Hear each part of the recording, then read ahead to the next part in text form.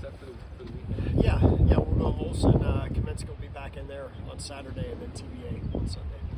What did that week off do for Jace and kind of how he's Did wonders for him because he felt really good. He threw his pin yesterday. Stuff looked really sharp. Breaking ball looked sharp, and said he feels great. So be ready, excited to get back in. Was that his decision to take break? Was that you guys as coaches kind of set him down a little bit? It was both. It was collaborative. Just he had a couple of weekends in a row where he felt like he could fight through it a little bit, and then he just didn't feel great on his bullpen. So we thought, you know what, there's no reason to keep pushing it if he's not feeling great. I just think a little bit of rest was what he needed. So. Anything stand out to you about Iowa? Yeah, they have power arms. They've got some, Friday night guys going to be as good as anybody in the country. Just their pitching in general. They hit a lot of doubles. They steal a lot of bases. That's kind of what they've done as a team, and I think they're at a point in their season just like we are, where the season can go one way or the other just with one weekend. And they got a really good team. We know that it's going to be a great challenge. With the way you're hitting, Will, and the way they're pitching, you feel like this is a pretty fun matchup for college baseball. Yeah, I think it's a good rivalry weekend too. I have a lot of respect for Coach Heller and the job he's done there at Iowa, and they got a lot of really good players, and they do it right. So I think it's a great weekend for college baseball. A good matchup of two talented teams. This is a weekend where plate discipline's maybe at a premium for you guys. Yeah, it is. There's some long counts to be had if you're willing to get in the fight a little bit. It's also a little bit of a catch-22 because you hit with two strikes a lot against guys with great stuff. You could come up with some empty at-bats, but if you stack enough good at-bats together, you can drive the pitch count up a little bit. They got a good bullpen too, though. So, and I'd say on the flip side of that, for our pitching staff, they got 200 walks as an offense, so they're pretty patient as well. So we gotta be on attack that way. You keep reminding guys like Matthews and Anderson and even Swanson now, when they hit the home runs, that they don't go up there thinking, man, I'm gonna smack the other one. Like, they just do what they supposed to. I just stay out of Bryce and Max's way. I don't say anything. They're swinging it so well that they just go do their thing. They're third-year guys now, and I don't think either one of those guys are thinking about hitting home runs. I think they're just thinking about finding barrels. So I don't really have to say much to those guys. And you mentioned Gabe. He's a year younger. Been pretty cool to see his trajectory as a hitter. Same thing with him. When he's in the mind frame of just having the plate covered up and just trying to hit a line drive, he ends up getting the barrel there, and he's a strong guy, so the ball's going to go. With Bryce and Max, is there anyone that you can think of in your career, like in terms of two guys that have been really that hot for a full season that you can compare them to? Matt Hopper and Dan Johnson had kind of a back and forth battle of, they got up to 19, 20, 21 home runs one year, and it was literally talked about like all the time, like, hey, the race, we got a home run race going here.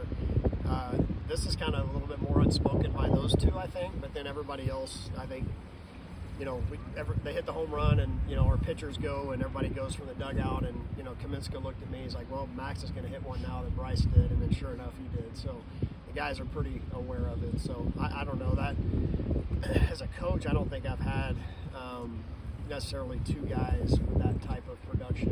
It's hard to find the power and the average in two guys on one team. So would you say their confidence in what they're doing will really trickle down to the rest of the team? I think so, yeah. They really set the tone for the team. They're the veteran guys. They're the guys that have been around. And they're going good. It makes everybody else's job easier as well. In your mind, what's been key to their just offensive success, you think? Just a consistent mindset for those two. We've seen, Max has been probably a more consistent hitter in his career.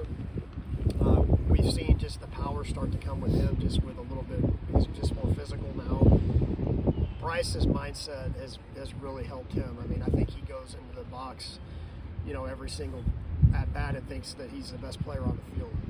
And that's the mindset you got to have. And I don't say that in an arrogant way or anything like that. It's just that's what you have to think. You have to think that way. And I've really seen their mindsets, step up this year.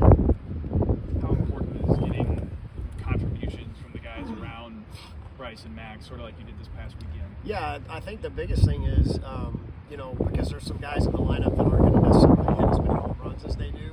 So we've got to drive in runs different ways. I like Cole Evans, against Creighton, a 2-out RBI. Like those type of things are backbreaker swings for the other team. So, as home runs are obviously great. I mean, we love them. They're free baseball points, as we say, every time. But the backbreaking hits really are the ones where the pitcher thinks they're getting ready to get off the field and they give up the 2-run single. So we, have some guys that have different roles on the offense. So those guys need to, continue to do that for us to win. Facing a guy who is throwing triple digits like I was Friday, guys. What's the approach there? Gets a little extra velocity. Yeah, you can't try to go get the ball on those guys because if you get jumpy, then you get susceptible to the breaking ball. And he's got one of the best sliders in the country too, and he throws the slider as often as he throws the fastball. So just honing in on the strike zone, I think, is going to be the biggest thing. Being willing to take some extended counts until you get a chance to drive in runs, and then you got a chance to throw the knockout punch if it's there. You got to be ready to hit. So it can vary depending on the situation, but he's got some walks in there, so we have to be in the zone. Where would you say this team's confidence level is at right now, just heading into this weekend? I think it's high. I think it's been pretty similarly high the whole year. I mean, we've played well, with our top two guys on the mound, and on the weekends we've been really good with those two guys. And, we've been pretty consistently strong offensively all year long, and I think the guys, they have a high level of confidence every time they take the field. We just talked to Buns, and he was saying he feels the best he's felt all season.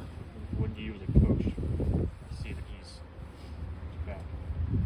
When did I see he was back, or like when you know that, okay, he's yeah. really good? Well, he's throwing the breaker for a strike now. He's got the changeup that he throws now too. I think he was up to 91 last time out against Creighton. So again, you're not necessarily seeing the 94s anymore, or maybe it's still coming. But to me, the breaking ball for a strike is even early in the year. He was a little tentative with the breaking ball, I think, just to maybe just because of the elbow. So I think seeing the sharpness of that pitch, that tells me he's letting it rip. Attitude-wise? Oh yeah, his attitude-wise, yeah. When you've got to pull the reins back on him and tell him to shut up sometimes, then he's in a great spot. Yeah.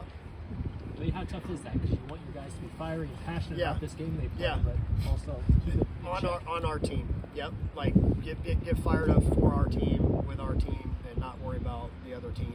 And there's a fine line there for Jake Buns and for some others, but I want to be able to pull the reins back on Jake. That means he's in a great spot. Has it been that way since day one? Yeah. Well, that's got to be great to see, considering what he went through Yeah. last year. Did you worry that maybe he was just going to be a different guy attitude-wise when he got back? Yeah, I mean, and he was searching for it too. I mean, he wasn't quite. That's why he didn't pitch much early in the season. I didn't feel like he trusted himself yet. And again, knowing who Jake Buns has been in the past, that's not a great sign. It's not a guy that's foaming at the mouth to get on the mound. We've challenged him throughout the year. His teammates have challenged him throughout the year, and it's been very neat to see him just kind of start to get back to his old self. And I think it's because he feels healthy. He trusts himself now. Back to the Sunday spot. Yep. For a little bit, is it sort of a toss-up between Walsh and Brockett right now? Yeah. Or are there other names in the mix? Those are the two main guys. I think it's going to depend on who we feel like we want to throw out of the pen, and just having a look at Iowa's hitters for 2 days just to see who we feel like might be the best matchup for them.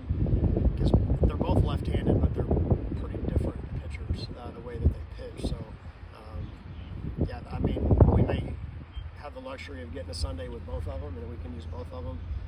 But yeah, those are really the two guys that we're looking at right now. Thanks, Coach. Yep. Thanks, Coach. Thank you.